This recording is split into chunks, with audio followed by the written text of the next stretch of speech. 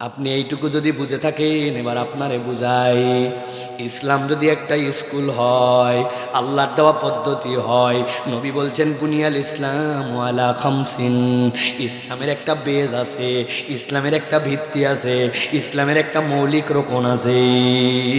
তুমি যদি মুসলিম পরিচয় দাও, তোমার সালাত আদায় করা লাগবে, স্কুলের টাইম আছে, আল্লাহ তোমার টাইম বলে দিয়েছেন। তুমি যদি মুসলিম হও, তোমার যদি রোজা ফরজ হয়, রোজা রাখা লাগবে, তোমারও ড্রেস আছে, আল্লাহরও সিস্টেম আছে।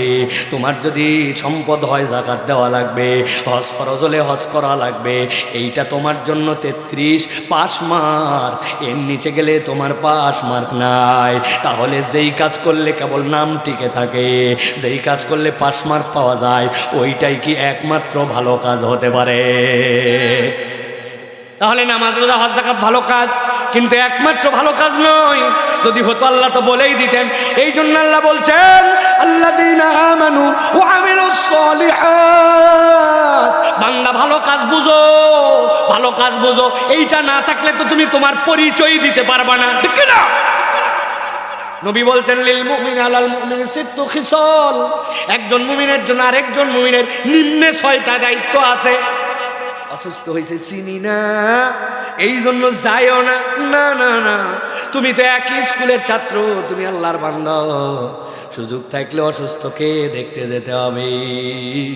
সুযোগ পাইছো, জানাজায় চলে গেছো, রাস্তাটা একটুখানি ময়লা হয়ে গেছে, রাস্তাটা একটু তোমার দেখছো বিপজ্জনক, তুমি রাস্তার কষ্ট দূর করে দিছো, আলহামদুলিল্লাহ বলছে, উত্তর দিয়ে দিছো। আল্লাহ নবী বলছেন এইগুলা এমন কাজ যেইগুলা বান্দাকে তার আল্লাহর ক্ষমার ট্রাকের মধ্যে উঠায় দেয়। রাস্তার মধ্যে বান্দা উঠে যায়, ওই বান্দা নিজের আমল বাড়ানোর জন্য চেষ্টা শুরু করে দেয়। ওই বান্দা মসজিদে যাওয়ার পরে বসে যেতে পারে, এমনি বসে না, 2 রাকাত দুখুলুল মসজিদ পড়ে, 2 রাকাত তাহিয়াতুল মসজিদ পড়ে।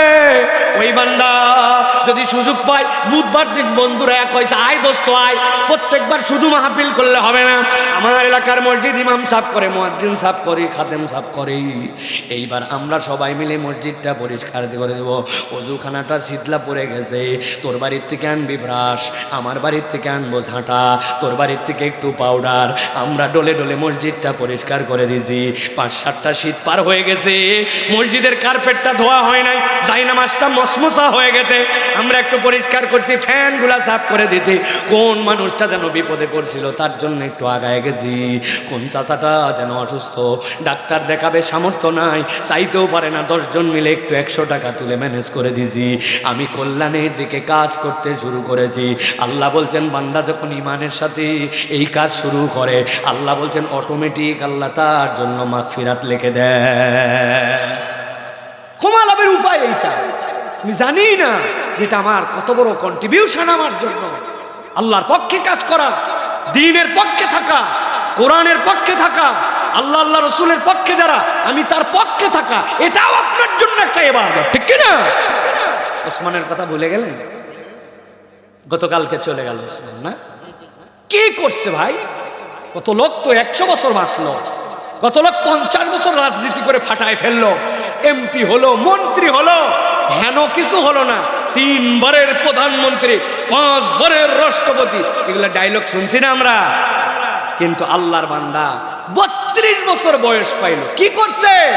ইসলামের পক্ষে ছিল, শানিত যুক্তিতে ইনসাফের পক্ষে কথা বলতো, বাংলাদেশকে ভালোবাসতো, আল্লাহ আল্লাহ রসুলকে উপরে তুলতো, ইমানের পক্ষে ছিল, LGBTQ সমকামিতার বিপক্ষে কথা বলেছে, সে ইনসাফের পক্ষে কথা বলেছে। আল্লাহর বান্দাকে আল্লাহ কবুল করছে, ঠিক কিনা? বয়স হিসাব করো, তোমার আমার বয়স হিসাব করো, 32 হতে কত বাকি, অথবা 32-এর পর কত বেঁচে ফেললাম। কিন্তু আল্লাহ কবুল করলে কেমনে 13 বছর এই জায়গায় যায়, ঠিক কিনা? এক জুমার দিনে আক্রান্ত হয়ে আল্লাহ 7 দিন কেন রাখলেন? অনেক ভাবলাম, তৎক্ষণাৎ তো মরতে পারত, ইয়াংরা চিনত, অনেক মুরব্বীরা চিনত না। আল্লাহ 7 দিনে সব মুরব্বী পর্যন্ত পৌঁছাইতে থাকে। হাই হাই, এই ছেলে বলে কিরে, এই ছেলে বলে কিরে, যা বলে তাই তো আগুন, যা বলে তাই তো বারুদ, ঠিক কিনা? আমি আপনাদের কাছে বলতে চাই, জাতির কাছে বলতে চাই, ওসমানের জন্য মায়া কান্না করে লাভ নাই। তার আমল সে নিয়ে চলে গেছে, লক্ষ লক্ষ মানুষের দোয়া পাইছে। এখন আমাদের যেটা দায়িত্ব, সে বারবার বলেছে যে আমার হত্যাকারীদের বিচার করতে হবে। আমি যদি হত্যা হয়ে যায়, একটাই আবদার, একটা সুষ্ঠু বিচার করে দেখায়। আবেগের বক্তব্য দিচ্ছেন, তোমাকে বিদায় দিতে আসি না, এই সকল কথা অন্য লোকেরা বলবে, আমি বলবো, সাধারণ লোক বলবে, রাষ্ট্রের দায়িত্বে থাকবে তে দীপ্ত কণ্ঠে বলবে তোমার বিচার করব, তোমার আসামিদেরকে ধরে দৃষ্টান্তমূলক শাস্তি দেব, এতদিনের আলটিমেটাম দিলাম, চেষ্টা করব। এটা হবে রাষ্ট্রের প্রধানের বক্তব্য। রাষ্ট্রের প্রধান কোনো আবেগ দিবে না, ঠিক না? ভুয়া আবেগ আমরা শুনতে চাই না। আবেগ মোটিভেশন দেওয়ার বহুত লোক আছে, পাড়া মহল্লার লোক ওই কথা বলে। আপনারা বিচার করে দেখান, হিম্মত থাকলে আসামি নিয়ে এসে দেখান, কোথায় আছে দেখান। একদল কোথার থেকে বলতেছে দেশের থেকে বাইরে চলে গেছে, আরেক দল বলছে দেশে আছে। এত বিভ্রান্তিকর কথা আমরা শুনতে চাই না। আমরা ওসমান হাদির বিচার দেখতে চাই।